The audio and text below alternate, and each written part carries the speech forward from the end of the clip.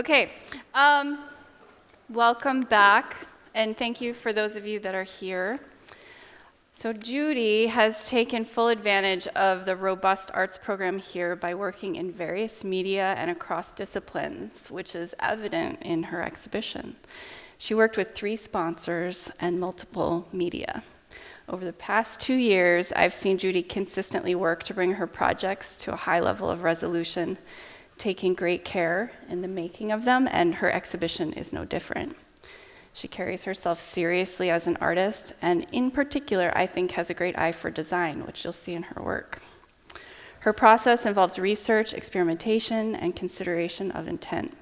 What you may not know is that Judy ended up spending 3 weeks in China at a critical time in her exhibition process, not by choice. Her media of choice for this exhibition were weaving and jewelry, jewelry making, which both take considerable time, and they have multiple steps to achieve results. Like, there's a lot of hours that go into the process before you get to your product. And Judy displayed a great deal of perseverance and fortitude in her ability to carry on and create a beautiful body of work.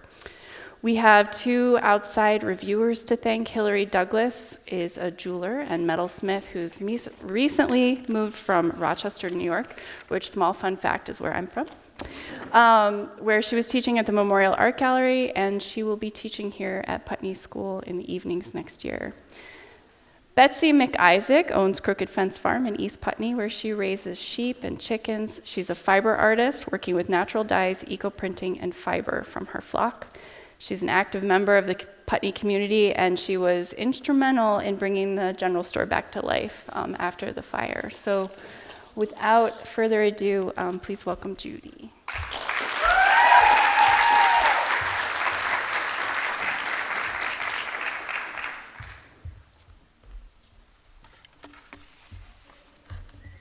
Hi. First off, I want to thank you all for coming to my exhibition. And before I begin, I want to start off with some thank yous. Too many people have been instrumental to this exhibition as well as my journey throughout it, and I feel like I could just go on and on to thank everyone. But most importantly, I want to thank my 2 sponsors, Melissa and Robin, for being so patient with me throughout my complicated exhibition, even when I was stuck in China for 3 weeks, and for answering all my distress emails and notes saying something like, "I just messed everything up, but I don't know what I did, and I don't know how to fix any of it." And just in general for being so supportive and indulging me in all my ideas. I also want to take the time to thank Rosie and Jeannie, who are not technically my sponsors, but have really acted like ones as well. Rosie for helping me with the natural dye aspects of this project and troubleshooting my very difficult indigo bats. And Jeannie for the filigree jewelry pieces that really inspired this project to begin with. I also want to thank all my friends who have always been there for me, even when I was super stressed at the end of this, and thank you all for coming. Finally, I want to thank my outside evaluators, Betsy McIsaac and Hillary Douglas, for taking the time to be here. And before I truly begin, I want to tell you a little bit about why and how this all came together. I grew up a little unintentionally in a very multicultural world. I've always attended non-traditional Chinese schools and instead international schools. And as much as I'm really grateful for that and being here, it was an environment where one was punished for speaking Mandarin, except in the 45-minute Chinese classes that happened once a day. So I've always felt more connected to the international world and rather detached and alienated from my own culture, language, and history. I'd always been really comfortable labeling myself as just an international student with no boundaries, and I thought I would never box myself in as just one thing. So I started wondering how much I had really caged myself in that label of just an international student, and how much I had hid and ran away from my own heritage and the fact that I had lost so many connections to it. Of course, my parents have made me take a fair amount of Chinese history classes, calligraphy classes, and literature classes. But my brain always had so much trouble attaining all of that. And years later, I realized that that wasn't exactly my language and way of perceiving this world, and art was. Art had always felt very omitted from all these classes that I took. But I knew from all the museum visits and the everyday objects in my home that art is woven into this history. And so, long story short, I started studying and being inspired by traditional techniques and mediums of art this year.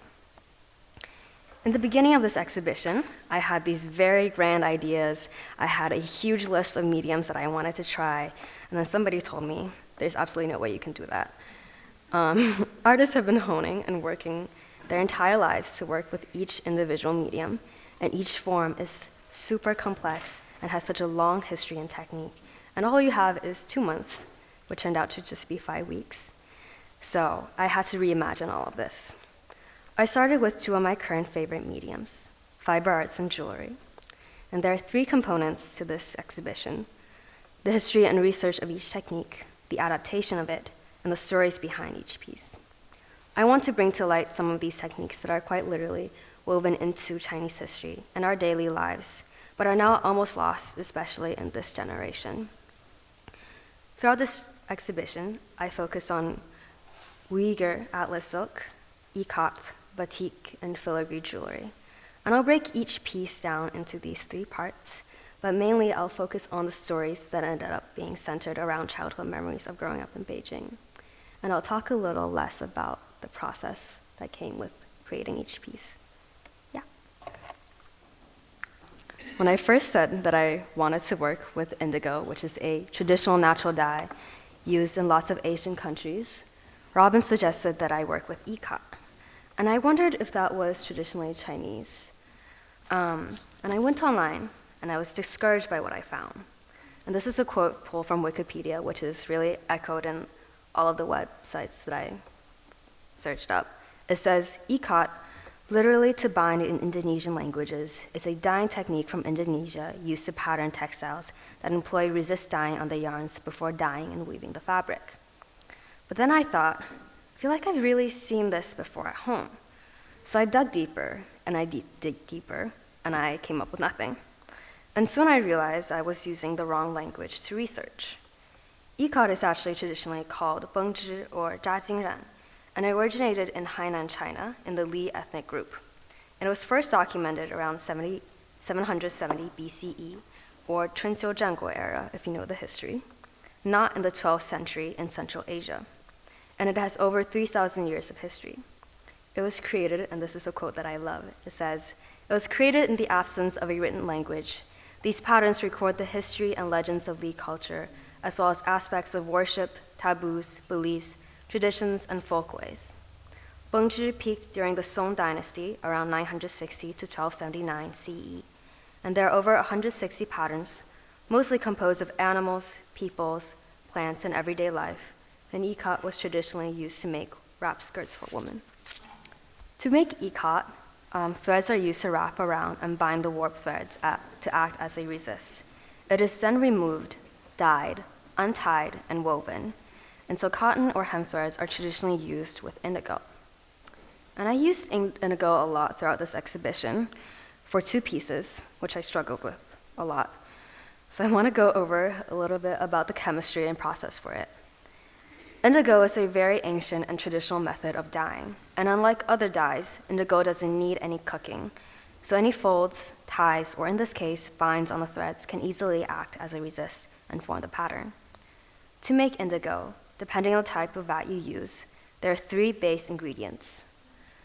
A reduction material, which I use fructose, and it is used to reduce the oxygen of the vat.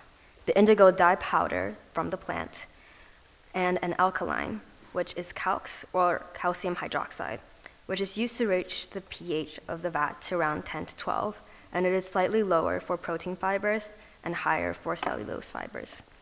And this is so that the reduction material, or the fructose, can do its work and start reducing the indigo to create the leucoindigotine, which is a orange transparent part of the vat that is used to dye the fabric in. And when you finally dye it and take the fiber out of the vat, the leucoindigotine combines with oxygen in the air to become indigo and fix itself to the fiber. You see this happening as the color changes from greenish yellow to blue, and it's very magical in the beginning. So this doesn't sound super complicated. It's just 3 ingredients, and you just mix them up. But it was really complicated for me.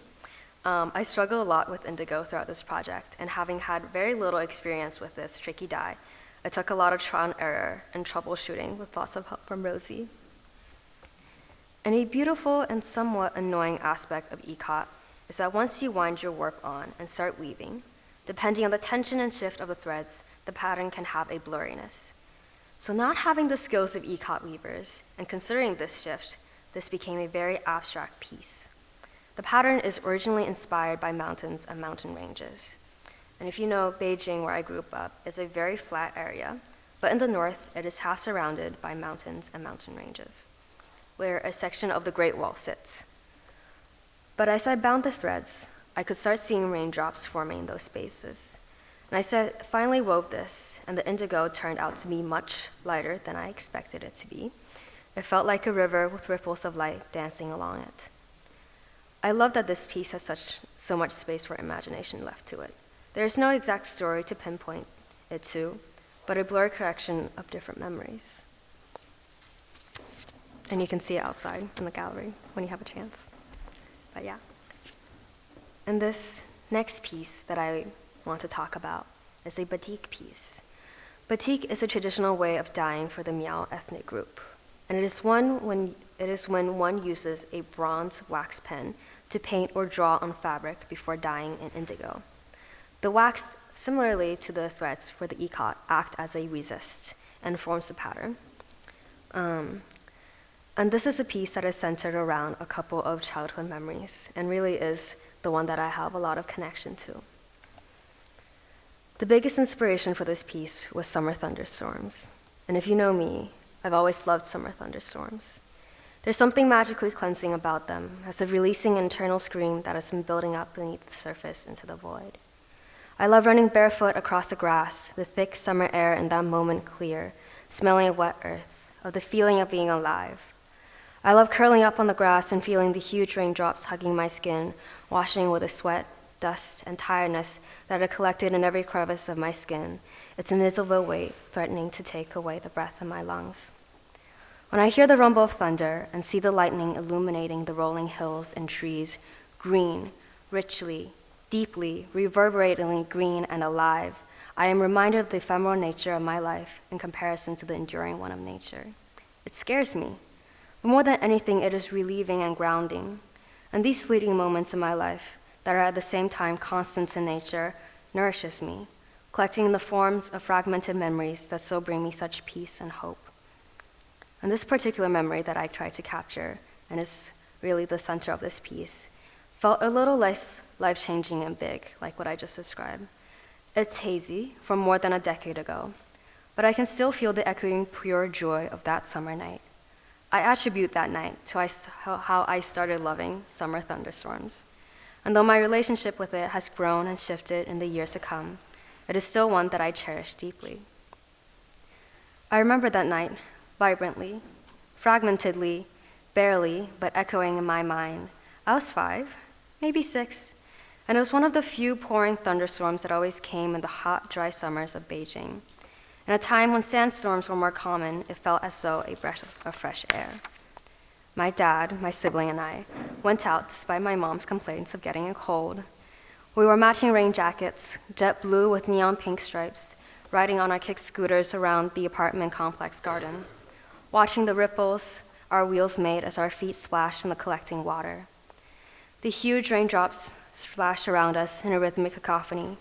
I can hear it hitting the hood of my rain jacket, and despite the rain, it was still so hot. Every time I first saw the flash of lightning, I would wait with bated breath, counting the seconds till I heard the rumble of thunder. I would then squeal and throw my hands up in the air, running around and splashing in the rain. It added to schoon, of course, with all thunderstorms and good things in life. And I really realized that you have to catch and chase thunderstorms. So now when I see a bolt of lightning in the darkening sky, I drop everything I am doing and run out barefoot in the rain. This next fragmented memory of this piece is a hand holding the sycamore leaf at the top of everything. I remember walking to kindergarten with my dad on a warm autumn day when the leaves underneath the glow of the sun shone golden, scattered on the ground. I was mad for some reason. I never remember why, just that I was a really stubborn child, and maybe I still am. I stomped ahead in front of my dad. I was wearing pink, which I always did, pouting, my mood clouding the beautiful day. My dad walked behind me, trying to cheer me up. Not working.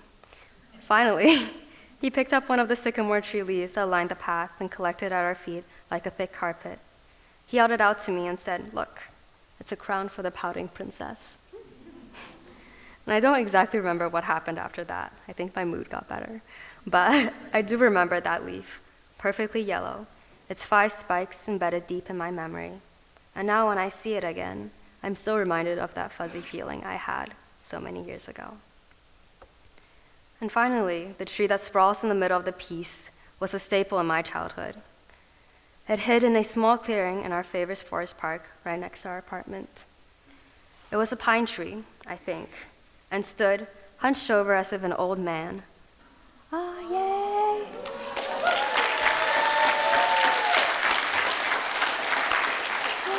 Thank you, Calder Tech. Could you go one more slide over? Yeah, this is the piece. On the left is the original sketch, and some middle are the processes. Yeah. And the pine tree, it was unlike any other of the younger saplings around it.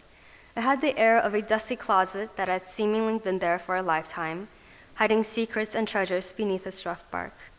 Its trunk had grown bent at the waist to be almost parallel to the earth, so it was easy, even for our small, clumsy bodies, to climb atop it, sprawling over its limbs and feeling the sun seep into the canopy of leaves, marking patterns in the swirl of time. Every time we came to the forest park, we would scamper along the paved path, looking for the dirt entry into the thick rows it resided in. I never knew the exact path, never had it mapped out in my mind, but I knew it was always there, waiting for someone to uncover all its hidden truth and secrets. This piece came together naturally. With no push and pull, it flowed out of me. Despite being some of the most precious memories I have that I'm always really scared of revisiting, because I feel like when I do, my imagination and expectations will always ruin their already hazy memory. So I have buried them deep, so much so that I've forgotten about them until I started drawing, and they begged to be let out. Bits and pieces of a puzzle that I tried to string together to get the hazy whole image, but always just missing one piece. But I can still feel it, all of it, and so this is the piece that I have so much emotional connection to. And in a way, I'm glad I did revisit all these memories, to imagine them, to leave out those that I had already forgotten or are just too hazy, and to draw those that stand out the most, the clearest in my mind, leaving the rest up to the imagination, to a sense of vagueness which I always attributed to memories. Next slide, please. And so this third piece is a Uyghur's Atlas silk, which is a variation of ikat. And the difference from Hainanese ikat is that Atlas is a very colorful piece that requires several dips into different natural dye baths, as you can see. And it is actually given the title of the pattern of the cuckoo bird's wings, emphasizing symmetry, change, and rhythm. Atlas weaving has many patterns, though nature, plant motifs, and geometric motifs inspire them the most. The Uyghur ethnic group is mainly based in Xinjiang, a place where my family has a lot of history with, and where I consider my hometown. It is located in the northwestern part of China, spanning a huge area of land with a myriad of terrains and a relatively small population. Its culture, food, and dress are highly influenced by the Uyghur ethnic group. Despite never truly living there, some of my first memories, good and bad, were of this place, and it has always had a magical draw to it, with vibrant colors at every turn, present in the Atlas fabric. Next slide, please. Though this piece is not inspired by this place, when I found out that Atlas, or this type of ikat, existed, I knew I had to make it. I channeled some of the vibrancy of this land into this piece. And I knew, similarly, that I did not have the technical skill of Atlas weavers, or the time to redip my weaving into multiple multicolored vats, so I had a very experimental idea. Why not paint the warp with natural dyes? For the dyes, I used marigolds, avocado pits, Brazil wood, and cochineal to make soft yellows, peach colors, deep pinkish red, and rich rose pink. Cochineal is a traditional dye in Chinese art, and it's the type of bug that actually grows on cactuses, it is crushed to create a reddish-pink pigment, and is traditionally used in dyeing as well as makeup, and is really famous for lipsticks in ancient times as well as now. And it is one of the main colors and dyes that I used in this piece. So there were many test strips and fabrics to see how the dye would show up on fabric and yarn, as well as how it would react to the copper wire I used to weave this piece. This piece is inspired by the 2 magnolia trees that grew underneath my window.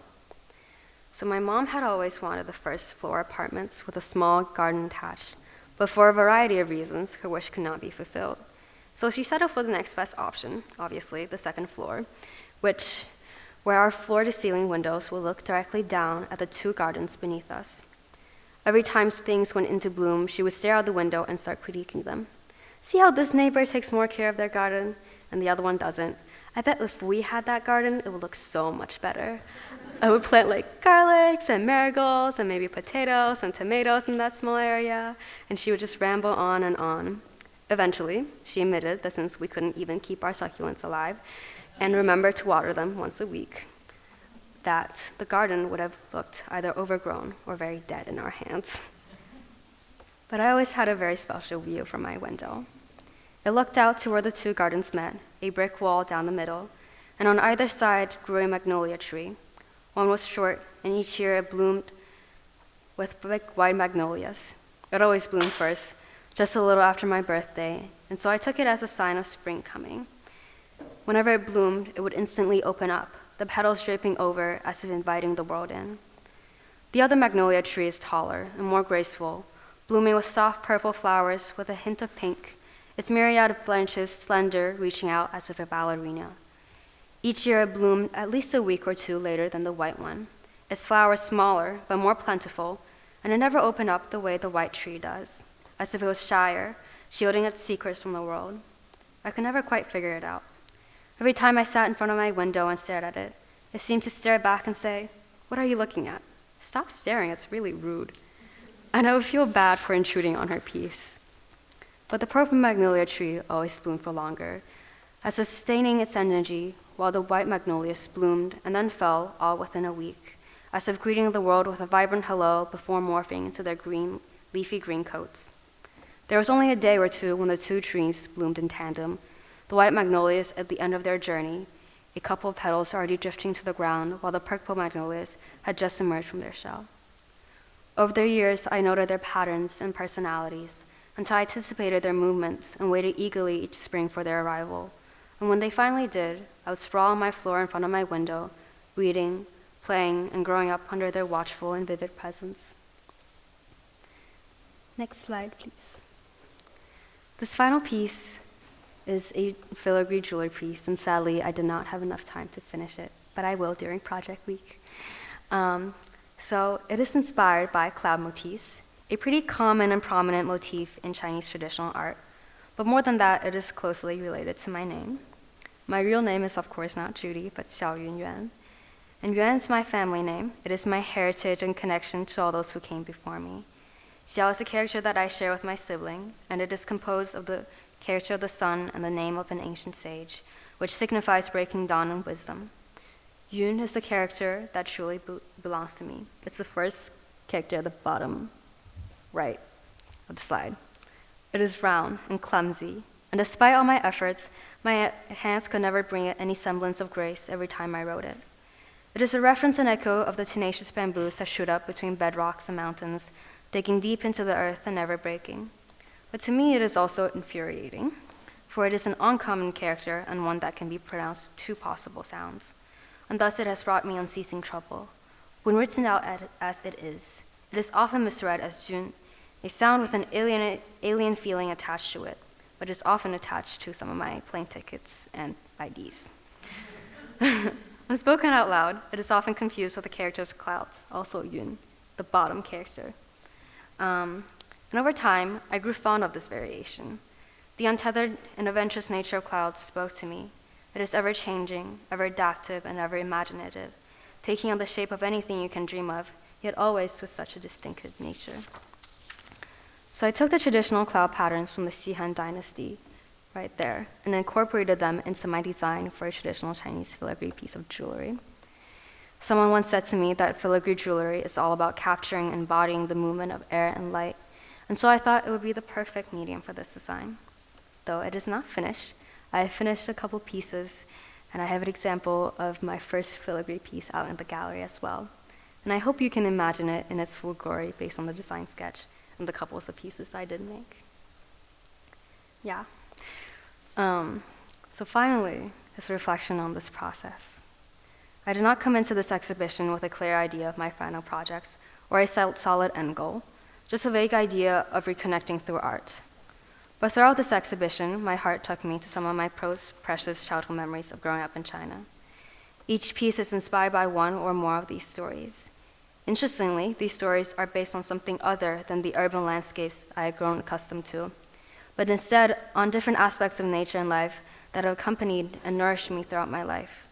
This, coincidentally, is what so much of Chinese art is about, how you wrap the perspective so you feel like you're literally in an environment, but also observing it from all angles. And honestly, I think it's the perfect analogy for this exhibition. As I reflect on this series of work, at a time of great change in my life, graduating, turning 18, getting a green card, I feel like my identity is shifting so much. And it has occurred to me that in a way, I am also closing up the essential chapter of my life, the first 14 years of my life back home in Beijing. Looking back, Penny has changed me and my life in so many ways, good and bad. I've truly grown into myself here. But now when I go home in those rare moments each year and enter my bedroom, laden with trinkets and memories of my childhood, it feels almost foreign. In a way, my heart, through art, has said an overdue goodbye to that era of my life, even though that little girl who loved pink is still essential to me and guides me every day. Throughout this exhibition, I've sat with her a lot, reflecting on who I was, who I am now, how I move through this world, through nature, and how all these tiny moments make up a person or how they perceive this world. As a child, I could never imagine growing up. Now looking back, I still can't imagine or believe how it really happened. As a freshman, I could never imagine myself graduating. Now I don't know how to say my goodbyes. As I imagine the future, I imagine in the future, there's probably going to be a series of work of my time spent here. But it may take a while. I'm a bit of a slow processor. But I know Putney is present throughout my art right now, and how much nature has brought me peace and inspired me throughout this collection, and how this community on this little hill has really taught me and supported me during my time here and brought me the courage to share all these stories. Finally, I hope these stories, alongside these 4 pieces, resonated with you in some way. And also, it is an invitation to sit with your inner child, with your heritage, and marvel at this tangled, intricate web that makes up all of us. Next slide. Next slide, yeah. Thank you.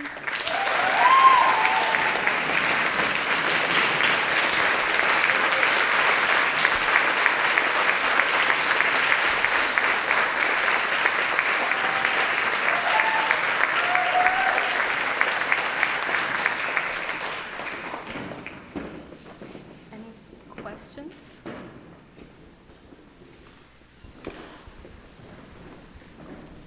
Yes.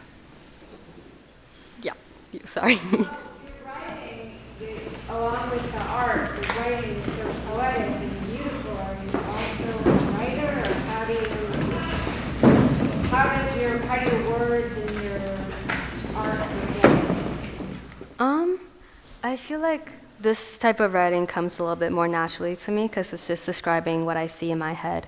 And I feel like that's really about, because I'm an artist and I'm a very big visual artist, so it's easy for me to imagine all those pieces and express them either through writing or through art.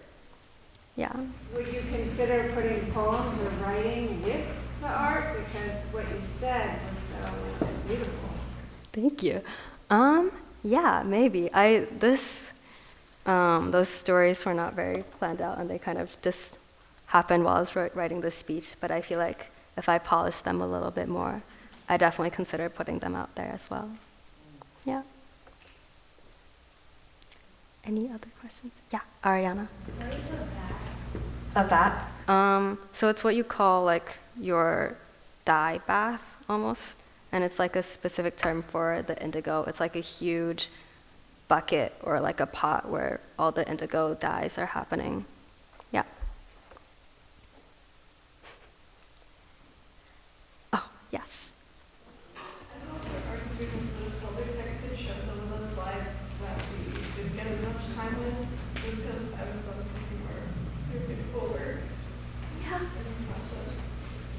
Yeah.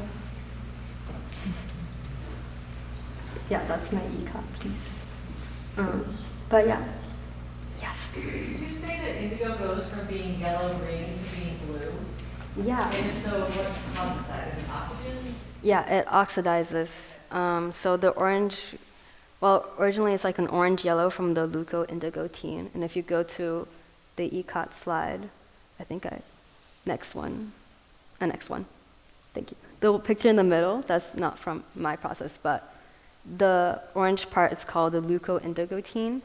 That is actually where all of the dyeing and the magic is happening. Everything at the bottom is the settle like indigo. It isn't quite reduced yet, which the sugar is supposed to help with. And at the top, we call it like the flower, and there's like a metallic sheen. And based on that, you can tell how healthy your vat is. And when you take your fabric out of there, all the leuco-indigotine is like on the fibers, and as it oxidizes, it turns blue. It's very cool. Yeah. Yes, Gabi. I'm sure that your extra time in China was stressful in relation to this project. I'm curious if there were also any discoveries or reflections or gifts that came from that extra time in relationship to this work. Yeah, I felt it was very iconic that I was doing a project on traditional Chinese art while being trapped in China, getting my immigrant visa. I feel like I had a lot of just time to sit with myself, and that's where most of all the designs just came from because I couldn't do anything else. And that's where a lot of like some of the reflecting happened. But I think I just thought a lot about how all of this is changing and how, in a way, my body really knew that I needed to do this project and reconnect while my identity shifts. Any other questions? Oh, yes. On the previous slide from this one, it says something about the language that's captured in the weaving. Mm-hmm. Did you learn anything about reading that, or is there anything else you could share about that? Sure. I know traditionally, like, as all art form really starts off, it's like a record of history. In a lot of museums, there's like, they actually somehow dye words and like stories onto there, which I found was just amazing. And this is just like an image of people like making the binds to form the patterns. And on the left is like one of the examples of traditional Hainanese ikat. And I felt like I loved how all these pieces, it was traditionally about like telling stories and encapsulating them. And I felt that it was really perfect for what I kind of wanted to do as well, and to have them in these like storytelling forms almost. Just to say the writing that you did really supports the beautiful visual work that you did, and just as you said, I hope you see how much that's all intertwined. Yeah, thank you. Any other questions? Oh, yeah. It's not a question, it's just a comment. I just want to point out just how gracefully you handled what happened at the start of your exhibition, and I just want you to know that is right now. Thank you.